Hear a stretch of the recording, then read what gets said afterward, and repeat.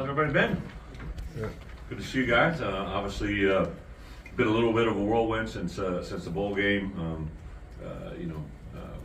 It's unprecedented time in college football on many different levels, just with all the rules around it and all that's going into it. Also, a whole new set of recruiting rules. So, in December, we weren't allowed to go out as coaches, but as soon as literally we flew back on the first, we opened I think it was a 4 or 5 day window there where we could have recruits on campus from the portal world. Went into a live week of recruiting in January, that early, that's never been done before. Went into a 3 or 4 day break with the convention in Charlotte, North Carolina, and then literally hop back out on the road. And it's a live recruiting day every day, so literally even on the weekends you used to get breaks, but that's full go. So it's kind of been a whirlwind, so I just wanted to kind of give some updates. First, want to say, to all the guys, we didn't really get to do service to the guys returning. I did a lot of work in December on guys that I knew could jump in the portal, or guys that could obviously go to the NFL. I had to wait on the NFL draft grades to come back, right? So two of our biggest targets were obviously Xavier and Gabe, and had actually gotten their grade reports back right before we left, so I was able to kind of sit down and visit with them, but I didn't want to put pressure on them at the bowl game and all that goes into it. So we kind of had some conversations immediately after the bowl game, had some final thoughts with them, and then an added bonus with obviously with JC to jump in. Luke obviously made his decision early, and then there were several other guys I know were approached by other teams. And fortunately, we're able to keep most of those guys. So really excited about all the guys that we have returning. So anywhere from 17, 18, 19, or 22, whatever it is, we got a lot of guys coming back. And a year ago, in January, kind of reset your roster, and I knew we were going to be a heavy sophomore and junior laden team, which got me excited about what was going to have a chance to come back. So next year's roster, heavy senior oriented team. I've also added some new guys as well. So we officially have all 24 guys that we thought were going to be with us have joined us officially now, registered for classes. A couple late additions, but obviously was able to add in the Clement brothers from West Virginia, some guys that really kind of came up on our radar to have both Hudson and Murph join us. Very excited. Hudson will be in the wide receiver room. Obviously, Murph will be in the DB room. Really think they bring some maturity, especially in the wide receiver room, that we're excited to. We're going to also add Keelan Crimmins, who actually just joined us. Had some hurdles to jump through with a foreign student from Australia, even though he's a transfer from Purdue. Just had to work through some things there. Aiden Kanopik is a guy that joined us, or actually visited us early in December, and had a lot of things coming at him fast. There was a coaching change at his school, a guy that played a lot of football at left tackle that we're excited to get in it, and then to have him join us. And then Davin Stoffel is a guy that played some good football and at South Dakota, and then was able to join us on a visit. It was kind of a whirlwind recruiting tour from him. I think he went west and east and everywhere in between, and then joined us in the end. So really excited about it. I know a couple guys have asked questions about Crimmins. He does have 1 year of eligibility, but we're going to try to get 2. We'll see how everything plays out. We just got some things to work through there and go into it. We did have a variety of guys this year play through some injuries that they delayed their surgeries. I think we've had a total of 7 guys now have postseason injuries that were taken care of surgically. Some of those guys will be with us not until the fall. I'm not going to get into it because there's still 2 or 3 surgeries yet this week that we're working through, and I'll kind of give an update. Next time we'll get together is on Wednesday the 5th in February, when we can have another signing day. I'll have some information, some updates there. As far as my coaching staff, I know a couple people have inquired. Last week it was a little bit of when the NFL season comes to an end, it all opens up a new hiring process, which I've lost some guys in the NFL during my career, and this year in the last 5 days I think I've heard from 4 NFL teams. A couple of my young bucks, some of my young coaches are in the interview process. Some of my current staff, so I'm kind of just holding tight on really making any announcements until all that stuff is finalized. I don't want to give anybody else's announcement, but for me and my staff, the core group of guys, my 10 main coaches, for the most part, feel really good about all those guys being back in the mix. Josh has afforded us the opportunity to sign those guys to new contracts. That'll all get announced here sooner than later, approving a board approval. So working through the things there. In addition to that, the season as it lays out, right? We have 12 guaranteed opportunities, obviously, to open up the season and have an opportunity to open up at home, similar to what we did a year ago with a in-state FCS opponent, and to go on the road against Duke and to come back and have 7 straight games out of the gate, with the last one being at home against Ohio State, and then jump into a bye week, 2 games, and then a bye week, and then 2 of our last 3 games. We started preparing on that literally last Tuesday, and we'll make a go from there. With that being said, I think that's about it. There's a lot of things I'm sure you guys are going to ask about. The only other thing I was going to say, congratulations to the Buckets Award. We're going to have that award next Saturday night. I unfortunately won't be able to be there because it's my last night of live recruiting. I'll be on the road. I think I'm going to currently be in Nebraska, if I'm not mistaken. But very excited about the Buckets Award returning here to campus, and I know Josh has worked on that for a while. We'll have some of our linebacker core and some people there that hopefully are going to be a mainstay from that world coming forward. One of my former players, Monty Ball, is getting inducted in the College Football Hall of Fame. Absolutely just probably truly one of my favorite journeys and stories. A lot of triumph, but also a lot of adversity that we dealt with. And Monty has championed it all, and really excited for him to jump into it. And then, it was kind of brought to my attention a couple things of note. I think the largest application process for the University of Illinois general student body in the history of the school, and I'm not saying that was a direct result to us, but I know a lot of people correlate that, and really excited about the momentum on our campus. I know a lot of preseason rankings have come out. I'm not going to run away from that, but on the same account, I told our guys, and I mean this, like, hey, the 12 guaranteed opponents we have next year are obviously very important. They are a very tough task each week, but our biggest challenge is from our own staff, right? From our own team, from our own roster. We got to be able to control our environment and to get to where we want to go. So super excited about that. With that, I'll open it up for a question. Coach, you have 4 incoming transfers from the front 7 of the defense. 3 of those kids are from Wisconsin. Can you just comment on what those 4 guys bring? Yeah, independently, Leon, was probably the first. It might have been the first commit. I don't know. We didn't go after that look, right? We went after players. Leon actually got in the portal a year ago. When he went in, I watched him that night. He went in and was very intrigued with him at that point. Things moved pretty quickly for him to go to Wisconsin, so we committed. So obviously we didn't play them this year, but when I saw his name jump back in, I knew him already, and that's why I kind of moved quicker than later. And then the other 2 guys, James, is a player. I remember when we played 2 years ago, was someone to be formidable. I called Jimmy right away, just kind of checking. Like, you always have perspective when you know a lot of coaches, and I knew Jimmy was there with him. I reached out to Paul as well, and just want to make sure what I was seeing was real, and I thought James would be a great fit. And then Kurt, actually, I think today all the guys are getting introduced, right, or they're going to be present. Kurt will not be there because he's cleaning out his apartment in Madison. Don't think anything of it. He's already enrolled in school and everything here, but I just thought those 2 guys up front in the interior were going to bring us some really good value. Just played a scheme that was similar to us in the past, and I thought their ability to come in and make a contributing factor for us would be quick. And the kid from Florida State. Yeah, actually, we first watched him. He was at West Virginia before that, and actually before that, he was at Kentucky. So he's a guy that's been around a little bit. I watched him before he went to Florida State, so we were involved with him a year ago. You talk about Tommy, right? Yes. And Tommy was a really impressive kid at West Virginia, and the part that I thought he brought great flex. He can be a little bit of defensive end, a little bit of interior player, really good value. Bret, obviously you're making a big recruiting push in 2026. Is there a different feel or even reality in recruiting after a 10-win season, and how do you guys take advantage of it? Bret ushered me in from over here. We have a large group on campus right now that, in my opinion, is probably a collection of the highest rated and guys that we feel really strongly about being able to impact us. Really, since the bowl game, I mean this wholeheartedly, like the amount of value that bowl game brought us. Obviously in Orlando has been really good, but also just going into schools from coast to coast. I've literally been all over the country. Last week I was primarily in Florida. The first week I was in mainly in Illinois. I always start with the foundation here in Illinois, and I thought that notification of what we've done here the last 4 years was very, very evident. And then I spent 3 days out in Jersey, last week all in Florida.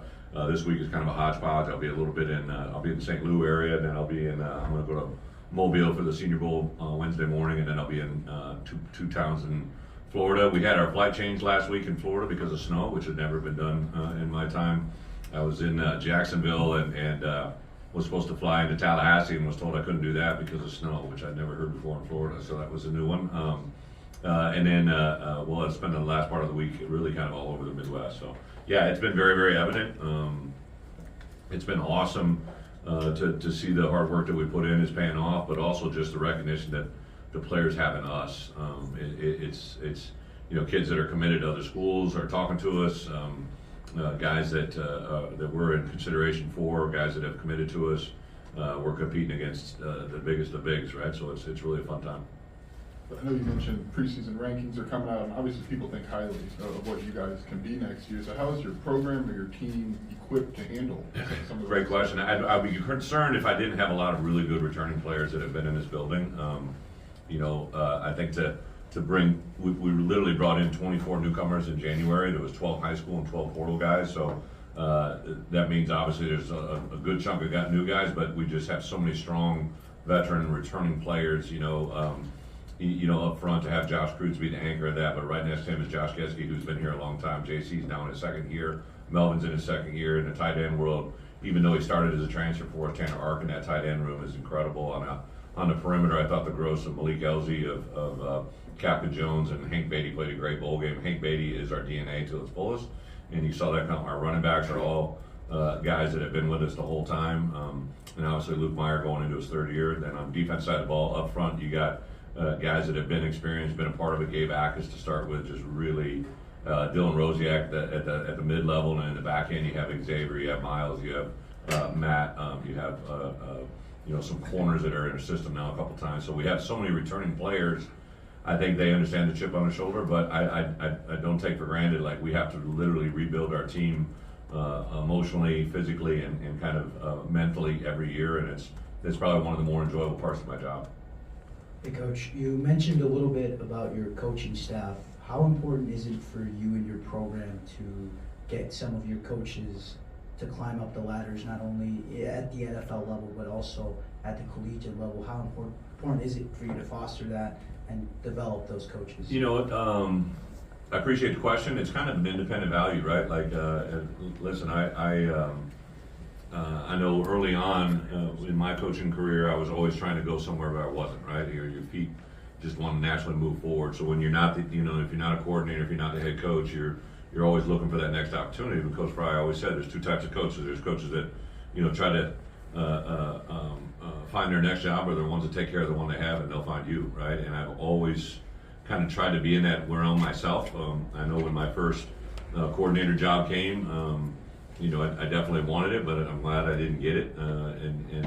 A head coach guided me through that moment. My first head coaching opportunity, the first time I ever interviewed for a head coaching job, was at Ball State, and as bad as I wanted, I'm glad I didn't get it, because it allowed me to become the defense coordinator at Wisconsin, eventually the head coach. So I kind of take that perspective with my staff. I got a call last week, and one NFL organization wanted to interview two of my guys, and I talked to both those guys independently. I thought it was kind of good for one. I didn't know if it was good for the other. And then I just kind of take each individual opportunity as that moment. A lot of times I promoted from within all my coordinator hires. Aaron Henry made a huge jump last year as a defense coordinator. I think it was because of the growth we had in his first year. Barry Lunny, again, probably, in my opinion, coaching as good at football as he's ever had. I think both of those guys are on the verge of making their own opportunities, right? But I'm really glad that I have them for this year and what's in front of us. I'm always happy for others. I always tell our coaches in the world of college football, advancement is awesome. Just keep me in the loop. So we just kind of talk through things and handle each moment for what it is. Bret, can you talk about your relationship with Josh in that regard too, of being able to keep retention in your staff and having it be proactive instead of reactive to what the marketplace is for your Josh staff? Whitman? Yeah.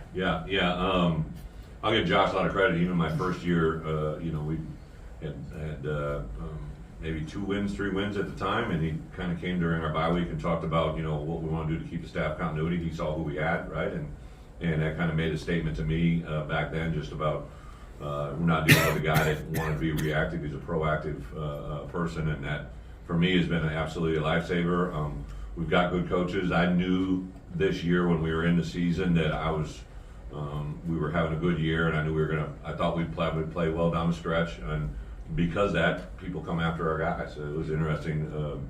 One of the organizations that called me was a guy that called me and hired 2 of my guys last year, 2 of my former, one current and one in my past. So people are understanding of what we do here, right? And I think that's really, really positive. But Josh has been awesome, proactively not only sometimes it's obviously financially, but a lot of times it's also just little things around it. Whether it be how we're taking care of them, how we're supporting them, how we treat them. Obviously, in the Smith Center, I try to make it as good as humanly possible, but they're in a part of the community, and the more we can help their kids and their families and people be a part of the community, that helps all of us tenfold. Coach, what were these first few weeks like for those early enrollee freshmen, like integrating them, getting them up to speed?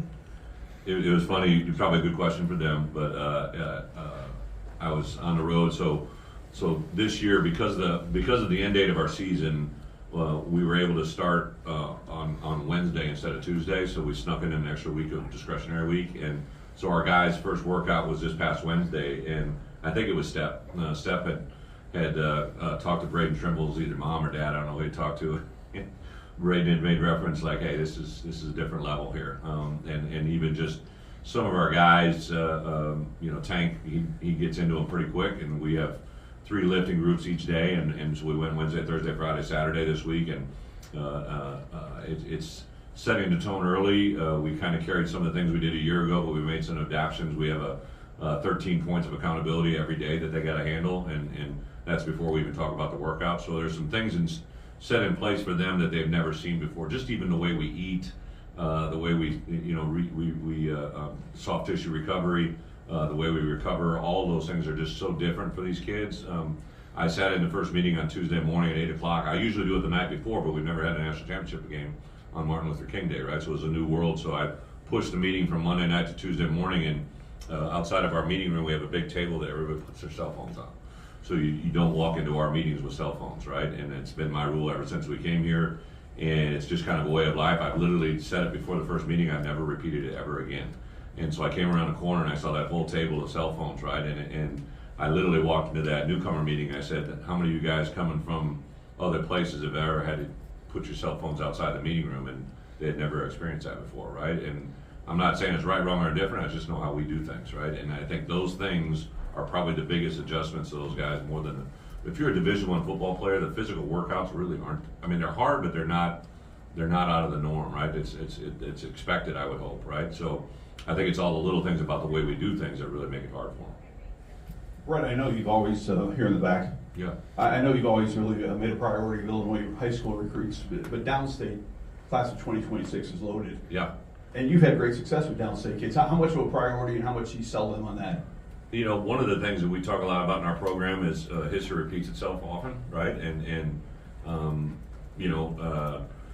The success we've had downstate with our recruiting. You look at Caden Fagan, you look at Aiden Lawfrey, you look at Hank Beatty.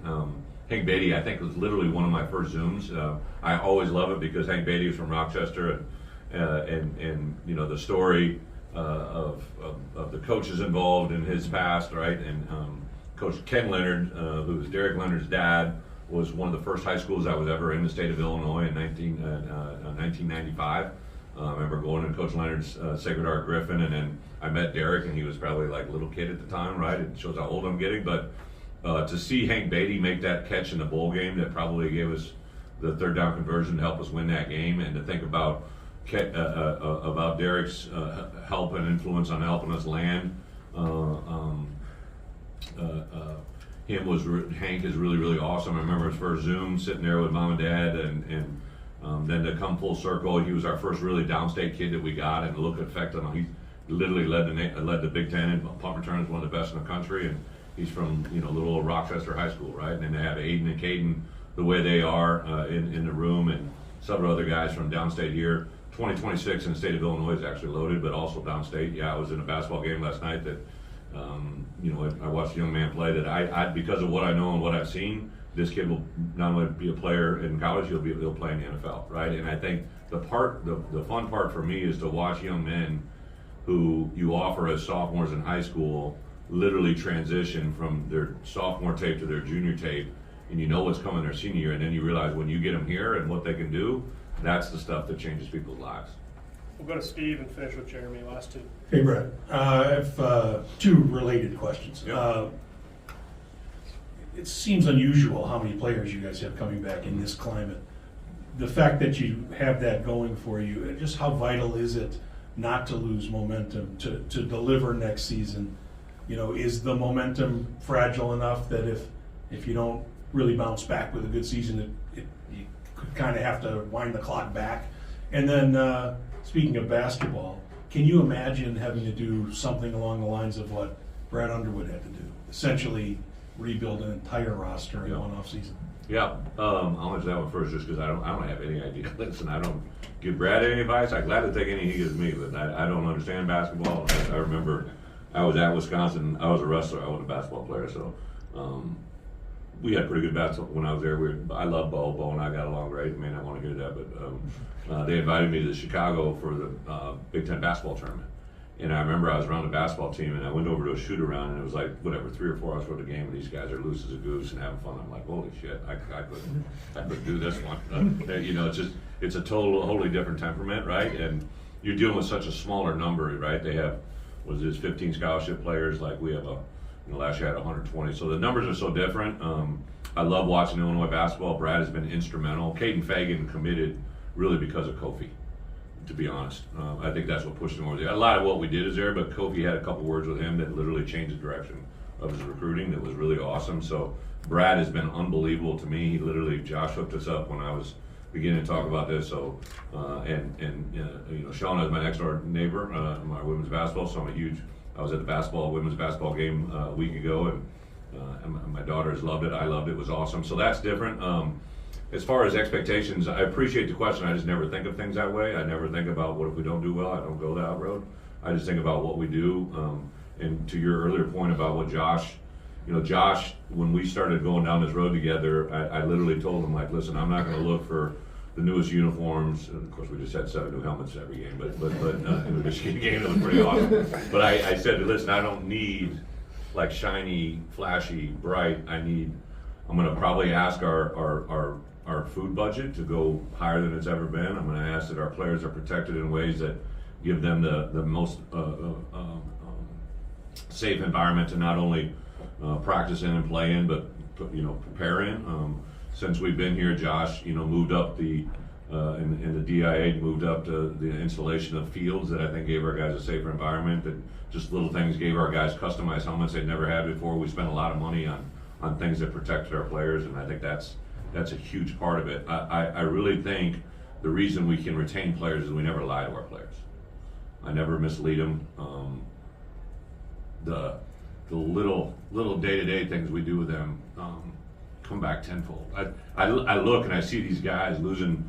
Like I took some of the best players, in my opinion, from other teams, or guys that I think are really good players, and I'm like, if I was on the receiving end of that the other way, like I'd lose my mind.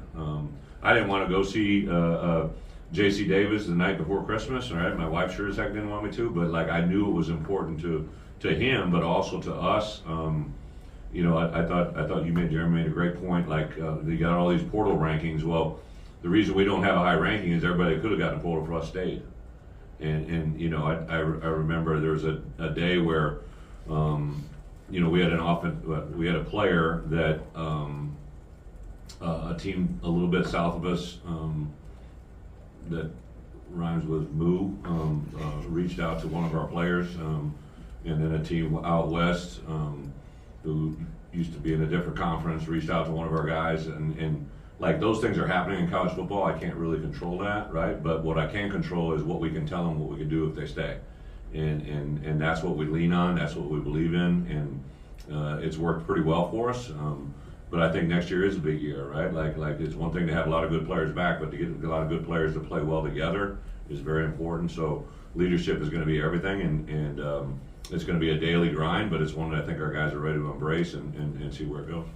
Last one here for Jim. Bret, you mentioned Aaron showed a lot of growth. You were a first-time play caller at one point. In what ways did you see him grow? Yeah, again, the history repeats itself. So when I took over at the University of Wisconsin, I hired a guy by the name of Mike Hankwitz who'd been really good. I had a young buck by the name of Dave Dorn who I thought was really good. Mike moved on. I promoted Dave, and the first year Dave was a DC. It wasn't exactly pretty, but it was good. And then 2 years later, we started to run 3 straight Big Ten titles. I knew Aaron would improve. I had to make some changes around him, which weren't enjoyable, but there were things I needed to do. J-Mo really, I think, stepped up his game. I think the addition of Archie and Corey have been invaluable in what they brought, but also these young coaches.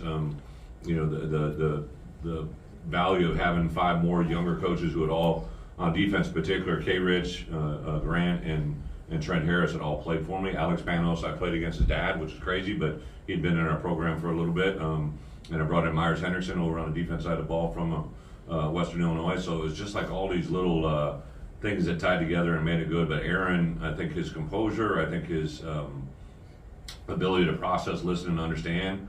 I thought our bowl game preparation was incredibly detailed, and there were some things that I said, but it was really Aaron's concepts of what we did to take away what they could do to win that really, I think, won the game. So Aaron's extremely intelligent, an incredibly gifted communicator. He does really listen well. Sometimes he'll answer too quickly, and I talked about that, and I think he just had a better year of listening to what others were trying to tell him, and the results speak for itself. But bottom line is he's a really good coach that can motivate and get people going in the right direction, and an incredible, valuable asset to our program. Thank you, guys.